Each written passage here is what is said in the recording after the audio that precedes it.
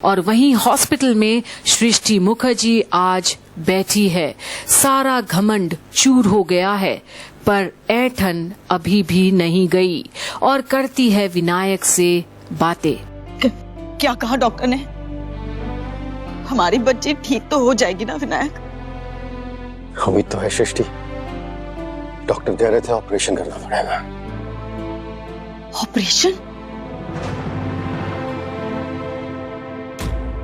वो फिर से डांस कर पाएगी? हाँ, क्यों नहीं, करेगी ना। पर अब डांस के नाम से सृष्टि को कुछ और ही याद आती है। सप्तपदी से पहले ही ये सब हुआ है। उस जनक ने मेरी बेटी के पांव चलाने की कोशिश की ताकि वो 7 कदम क्या 1 कदम भी न चल पाए।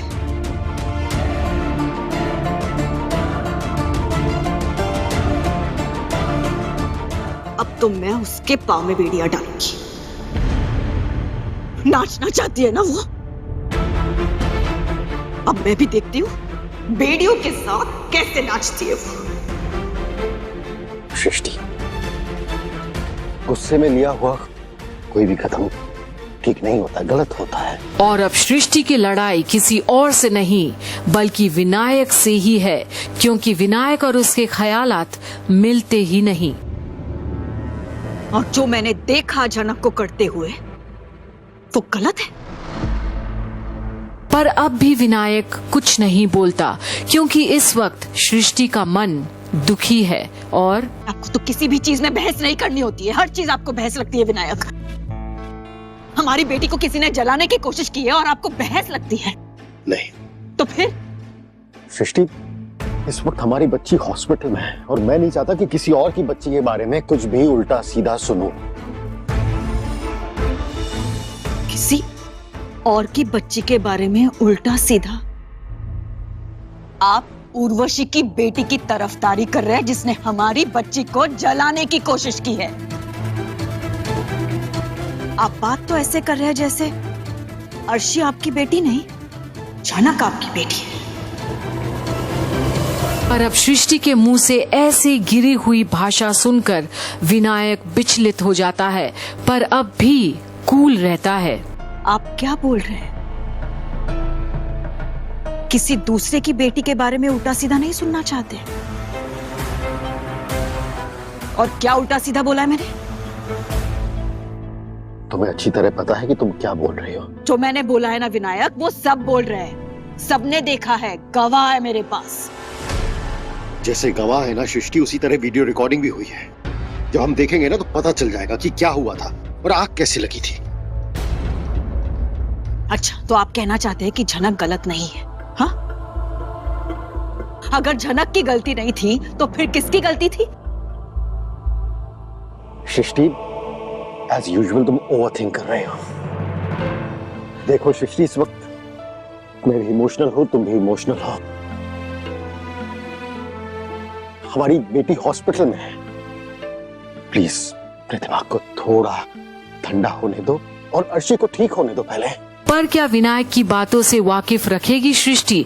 क्योंकि उसे तो विनायक भी कभी सही लगा ही नहीं और उल्टे उसे बोल देती है कि वो बातें ऐसे कर रहा है जैसे कि अंदर उनकी बेटी नहीं, कोई पराया है। क्योंकि आप बर्ताव ऐसा कर रहे हैं।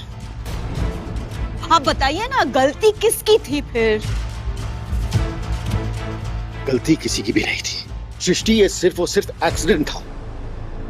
फुल पब्लिक व्यू में कोई किसी को जलाने की कोशिश कैसे कर सकता है? अरे मीडिया थी वहां पर, हमारे फोटोग्राफर्स थे, वीडियोग्राफर्स थे। कैसी बातें कर रहे हैं? तो इसका मतलब जो मैंने देखा वो गलत था? हाँ, मैं अपने मन से बोल रही हूँ। यही तो मैं तुमसे कह रहा हूँ सृष्टि कि तुम स्ट्रेस में हो, तुम ज्यादा सोच रही हो और मैं सिर्फ और सिर्फ तुम्हें शांत करने की कोशिश कर रहा हूं यार, प्लीज। और देखो, गुस्से में कोई भी ऐसा फैसला मत लो जिससे उस बेचारी बच्ची की जिंदगी बर्बाद हो जाए। इस शहर में हमारे सिवा उसका कोई भी नहीं है, सो प्लीज काम डाउन। मैं शांत ही हूँ विनायक। और एक बार फिर झनक के लिए हमदर्दी देखकर सृष्टि का खून खौल जाता है।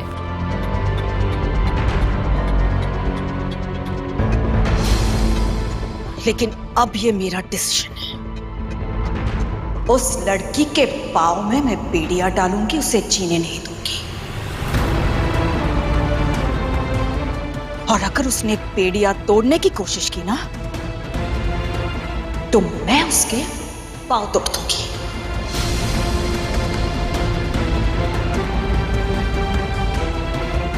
अनिरुद्ध को भी मैं नहीं छोड़ूंगी। उसकी इतनी हिम्मत कि मेरा नाम, पैसा और शोहरत देकर मेरी बेटी से शादी करे और किसी और लड़की से आशिकी लड़ाए। और ये है सृष्टि मुखर्जी का असली चेहरा, जो अभी तक कोई नहीं देख पाया है। पर आगे अब क्या होगा झनक के साथ, देखते रहिए झनक की सारी अपडेट्स यहीं कंप्लीट बॉलीवुड पर।